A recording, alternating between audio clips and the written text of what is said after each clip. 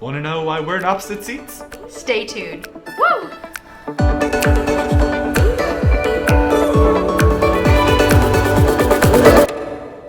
Hi, I'm Josiah. And I'm Bethany.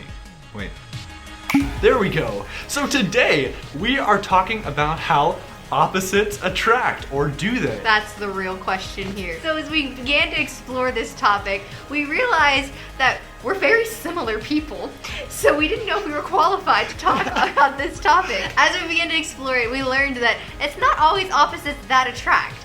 But there are some ways that opposites attract, and there's some ways that people who are similar attract. So you can be different, like, superficially, and still complement each other really, really well. For an example, I will eat basically anything, and... I eat nothing. No, I'm just kidding.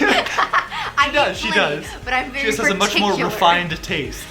So superficially, there can be like a few things that are like totally different like that. But I think where it comes to the more fundamental things like your perspective spiritually and how you interact with others, like your philosophy on life, like that is like such important things that I think are really important that you have in common with the other person. I think otherwise so much gets lost in translation. I'm not just saying that as the German guy. So much actually does get lost in translation. I think it's really important that one has similar personalities, similar senses of humor, kind of what we were talking about in our last video. Sometimes you do work well with people who are totally opposite from you, and that is awesome. If you do, use that, treasure that, compliment each other, and make awesome things together. But if you find that you get along better with people who are similar to you, why would you choose a life mate who's completely different than you? So to think about, like in some of our past videos of us talking about how you really want to get to know somebody in a friend group, what kind of friends do you have? Like what kind of people do you hang out with? It's people that are very similar to you, right? Probably have the same sense of humor, or at least similar sense of humor. You probably get along pretty well, or else you probably wouldn't be hanging out with them, right? So like choose people like that. I think it's kind of funny that people, when friends, go to people who are very similar, and then suddenly when they actually are interested in somebody, it's somebody that's totally opposite of them. Like Bethany said, if you get along with that person, wonderfully, great, more power to you. But I find it so much easier if you are on the same page about at least the fundamental things. Like Josiah and I are quite similar in personality and preferences. We like to do similar things, but we also complement each other. We have totally different perspectives on things, and we really help build each other up. One example is when we read the Bible. Josiah and I read the Bible very differently. I read it, and I like to read a lot, so that way I sink in all of God's promises. But Josiah takes a section and he focuses in and gets all of the answers out of one section.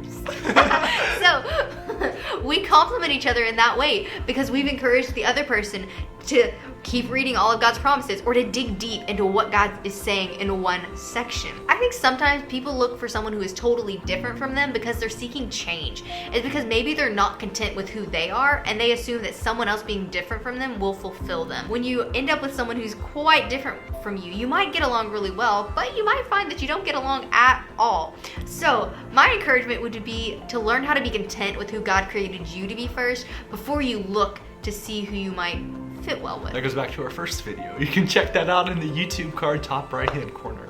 It's the same thing too. Another thing that people like think like opposites or could potentially think that opposites attract is also like spiritually. I'm sure you've heard of it too, missionary dating, right? Like where you date somebody who's not a believer because you think that you'll be able to turn them into a believer. That's not something where opposites attract. You want to be spiritually on the same page. We talked about this a lot in our last video where like you really want to be pulled in the same direction. Amos 3:3 says that do two people walk hand in hand if they aren't going to the same place? If you are walking hand in hand with somebody, you want to be headed in the same direction. So practically, it's important to make friends with people who are different from you. It helps you engage in new perspectives and become a cooler person because you know how different people think. But when you're looking for a teammate for life, it's exactly that. You're looking for a teammate, not a competitor. You want someone who's going to compliment you and work right alongside you, not someone who is going to challenge you in everything that you do. So in summary, I think it's really important that you find a teammate who really you do work well together with. You know, whether for you that's somebody who's a little bit opposite of your personality, or whether that's somebody, I mean, really you should be somebody who's fundamentally very similar to you. So be looking for those those qualities in the people that you're friends with, in the person that you're dating. Keep your eyes open for those qualities and kind of pay attention to the fact that maybe not always opposites attract. So tune in next week for our next episode. If anything that we said hit home for you, hit our subscribe button. I can't say subscribe. Hit that subscribe button and share us on your social medias. See you next week. Woo!